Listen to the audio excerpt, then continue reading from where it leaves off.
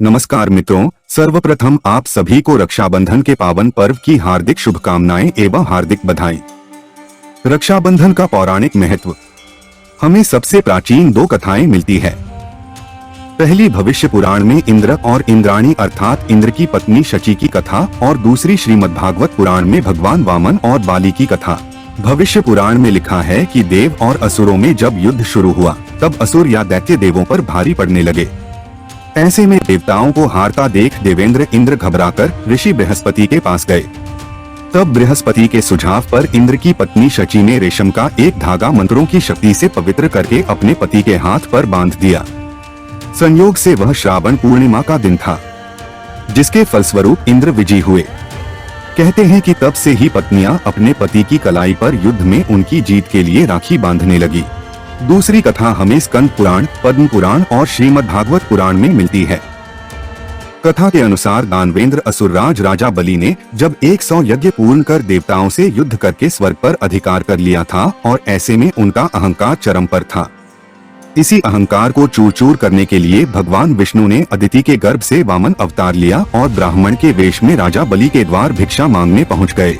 चूंकि राज बलि महान दानवीर थे तो उन्होंने वचन दे दिया कि आप जो भी मांगोगे मैं वह दूंगा। भगवान ने बलि से भिक्षा में 3 पग भूमि की मांग ली।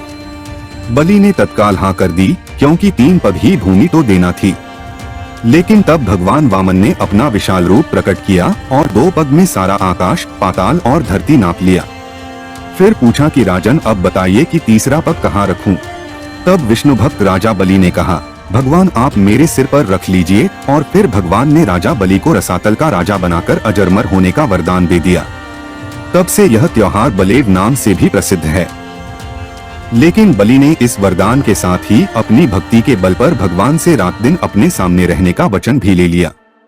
भगवान को वामनावतार के बाद बैकुंठ जाना था, लेकिन भगवान अपने प्रिय भक्त को सदैव साथ रहने का वचन दे दिए थे और वे वहीं रसातल में बलि की साथ में रहने लगे। उधर इस बात से माता लक्ष्मी चिंतित हो गई। ऐसे में नारद जी ने लक्ष्मी जी को एक उपाय बताया। तब लक्ष्मी जी ने राजा बलि को राखी बांध अपना भाई बनाया और श्री हरि विष्णु को अपने साथ ले आईं। उस दिन श्रावण मास की पूर्णिमा तिथि थी। तभी से यह रक्षाबंधन का त्योहार प्रचलन में है। विष्णु पुराण के एक प्रसंग में कहा गया है कि श्रावण की पूर्णिमा के दिन भगवान विष्णु ने हयग्रीव के रूप में अवतार लेकर वेदों को ब्रह्मा के लिए फिर से प्राप्त किया था। भगवान हयग्रीव को विद्या और बुद्धि का प्रतीक माना जाता है। रक्षाबंधन के अनुष्ठान का पालन भगवान यमराज, जो मृत्यु के देवता हैं, और उनकी बहन यमुना द्वारा किया गया था। यमुना ने यम को राखी बांधी और उन्हें अमरता का वरदान दिया। यम इस अवसर की पवित्रता से इतने प्रभावित हुए कि उन्होंने घोषणा की कि जो भी अपनी बहन से राखी बंधवाएगा और उसकी रक्षा का वादा करेगा, वह सुखमय जीवन व्यतीत कर अमरता को प्राप्त होगा। रक्षाबंधन का ऐतिहासिक महत्व। महाभारत में रक्षाबंधन से संबंधित कृष्ण और द्रौपदी का एक वृत्तांत है। जब कृष्ण ने सुदर्शन चक्र से शिशुपाल का वध किया तब उनकी तर्जनी में चोट आ गई। द्रौपदी ने उस समय अपनी साड़ी फाड़कर उनकी उंगली पर पट्टी बांध दी। यह श्रावण मास की पूर्णिमा का दिन था। कृष्ण ने इस उपकार का बदले में चीरहरण के समय उनकी साड़ी को बढ़ाकर चुकाया। कहते हैं परस्पर एक दूसरे की रक्षा और सहयोग की भावना रक्षाबंधन के पर्व में यहीं से प्रारंभ हुई।